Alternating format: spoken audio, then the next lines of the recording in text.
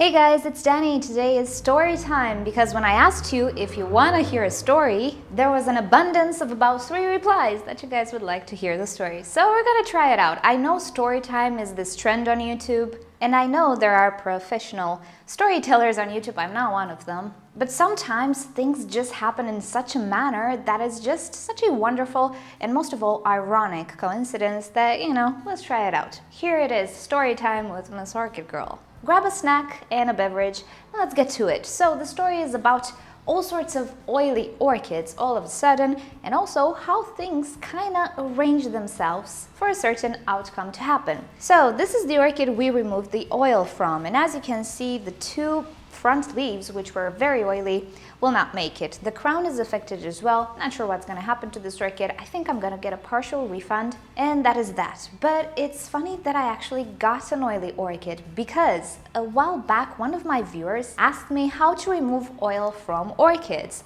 And mind you, I experimented quite a lot with oils, particularly last year in my attempt to get rid of spider mites. And of course, I had to mess up a few orchids because it wouldn't be me if I wouldn't mess up some stuff. And if you ever wondered how my Phalaenopsis Leodoro died, she died as a martyr developing the cure for spider mites. That's how she did, and she will always be remembered. Pretty much she had the same fate as this one, but I actually oiled up all of the leaves, so pretty much all the orchid died. So when I got the comment, I was thinking, well, that's a good topic, and I should make a video out of it. But it's always better to show a particular thing than just talk about it, right? So I was contemplating actually oiling up one of my orchids. And as expected, all the Phalaenopsis raised their little leaves that they wanted to volunteer, but I spared them. So I kind of postponed the whole oil idea. Now, shortly after, I was texting with Ana Maria from Miracle Orchids, and she has a few more spider mite outbreaks here and there in her collection, and she wanted to try my treatment with mineral oil. If you don't remember, I'll link it down below. So Anna was planning to oil up her orchids, and she was asking me a few details. I was telling her about my experience, ratios, and all of those stuff. And I also mentioned, if you manage to get too much oil on leaves, all you need to do is just scrub them with some dish soap, and it's gonna be better, because too much oil can actually kill the orchid. All said and done, Anna oils her orchids, and at some point she texts me that the substance, doesn't seem to dry, which sounded extremely peculiar because usually it dries very fast and it shouldn't really look like it's not dry. So I asked her for some pictures that she agreed to let me use in this video, and on the screen you'll see her orchids with the oil. And I realized it was a lot of oil on those leaves. So then we got to talking again. How much oil did you use? How did you mix it up? She thought she didn't put enough dish detergent, so she tried to add more dish detergent, and it seemed to work better, but not all that great. Her orchids were still getting very oily, and one of her zygopetalums was already starting to absorb the oil, because I have a feeling zygopetalums are not calm orchids, and they actually exchange gases during daytime, not nighttime, like Phalaenopsis, so things were a little bit more accelerated. And behold, she got a whole oily situation on her hands. So the whole scrubbing of the oil started once again. And this is something I didn't take into account, so I'm just gonna say it now. I'm gonna repeat it in other videos just in case you didn't watch this video. It all has to do with the sprayer. If you're gonna use the pump sprayer, the one that has a pump on top and then you press something and you spray, that one doesn't deliver a fine mist. It actually spits out pretty large droplets. And no matter how much you try to mix the oil with the water, even with the addition of dish soap, you'll never get a 100% proper mixture. So actually the sprayer was the culprit. I always used a tiny hand sprayer, and that makes pretty fine mist, and I never got the issue. So I told Anna, you know what, I think it's the sprayer, try again, use a Phalaenopsis volunteer, because I can hear them in the background screaming that they want to volunteer. Leave the zygopetalums and Miltoniopsis and other things, just get a phal. And so she did, she used a different sprayer, and lo and behold, it worked. So if you ever want to try out oil treatment against insects, no matter if you're using my DIY thing or a proper horticultural oil that you purchase for this intent, use a hand sprayer, a very fine mist sprayer. Otherwise, I think you are in danger of actually killing the orchid. Okay, so after that whole incident with the oily orchids from Anna, I decided to make a little haul on eBay, which I will not show you today. I'll show you in a different video from Catasetum 2, of course. And here is where the second story kind of comes into play, but it's kind of all related. In that haul, amongst other things, I had the oily orchid. So what a strange coincidence. Everybody around me had oil except me. Well, why don't I have some oil, right? But that's not all. In this haul, there were a few orchids that are replacement for my orchids which are suffering from fusarium, such as this Cattleya. Do we remember this Cattleya? Probably not, because it's an old Cattleya. About 3 years ago or 4, I purchased it. So when I purchased this orchid and I looked for an ID, I found one single source on the internet saying it was a hybrid of this and that orchid. However, my video was titled something like lemon pie orchid. Why? Because at the time it smelled like lemon pie or something of the sorts. Well, what do you think Catasetum 2 named this orchid? I'll tell you, lemon. And if you don't believe me, there we go. Cattleya lemon. Now the thing is, I don't tell vendors who I am. I don't want to get special privileges and stuff. For a proper review, I need to get what everybody gets, right?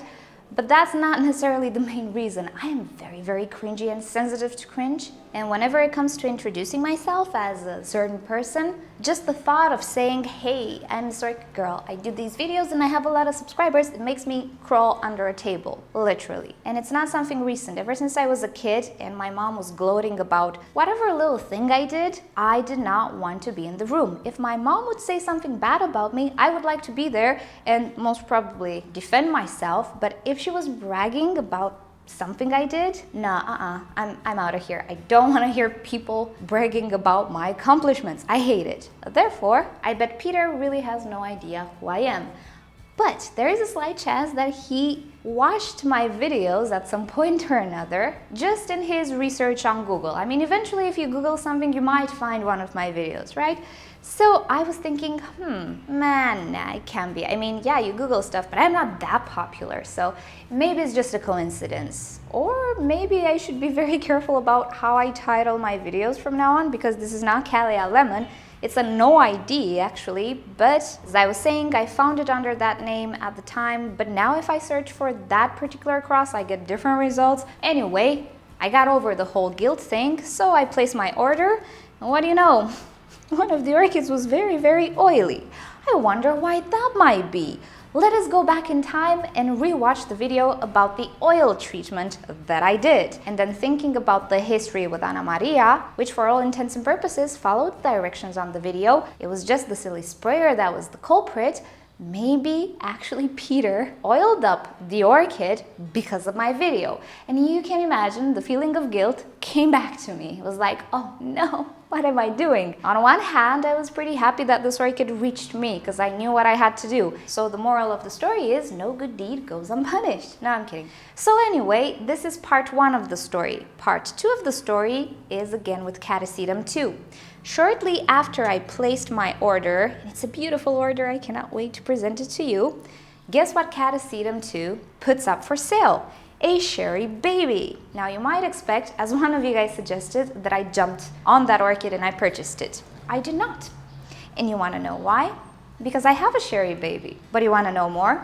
I don't only have one, I have 2. But things are a little bit more complicated than that. So, just before Catasetum 2 put up for sale his cherry baby, I actually went to the P.O. box 1 hour before, and I found a package from one of my lovely viewers that contained an order from a Wickman, and in that order there was a cherry baby. So I just got home, I unpacked the cherry baby, I was happy. I went to have lunch and I just browsed eBay, and what do you know? It was the cherry baby.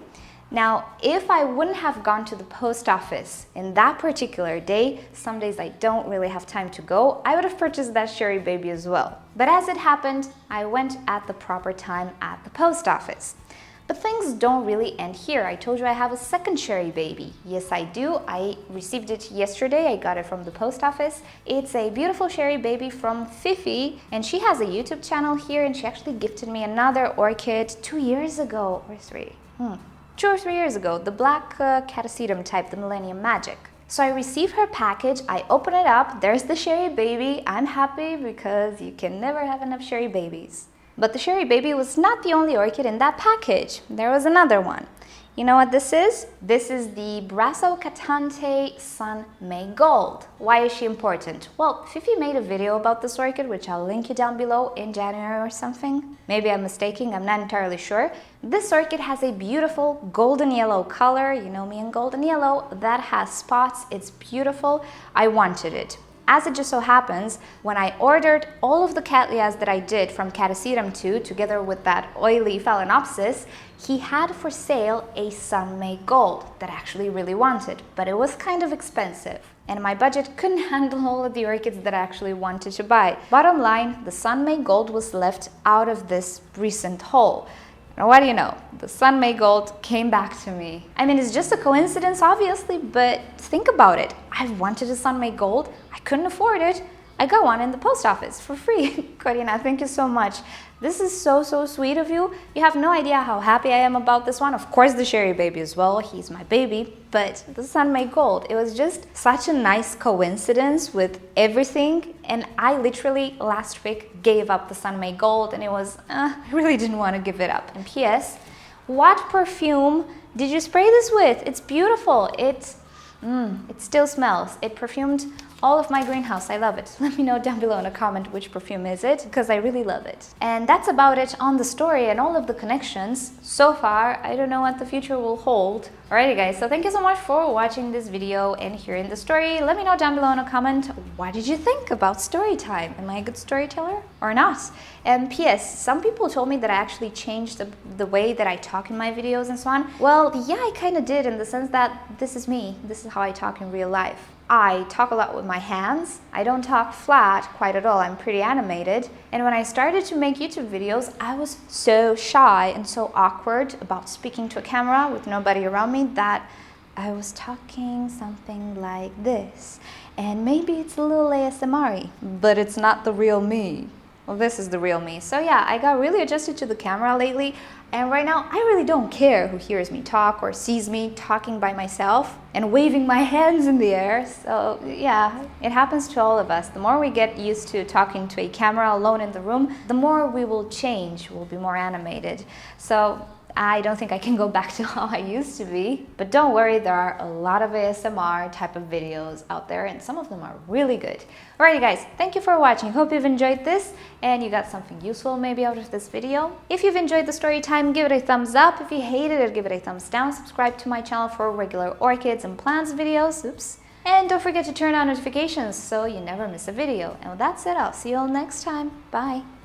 Okay, this is a little side story to the story. Speaking about Ana Maria, she purchased this orchid from me. You might know her, the Violacea, I think, hybrid. I think it's a Violacea. Well, I repotted it, I pinned it from here, and one day I found it flopping. For whatever reason, the cane got really mushy and was flopping over, and we were suspecting a type of infection. So we decided it would be better to cut the cane. But before I cut the cane, I kind of straightened it up a little bit.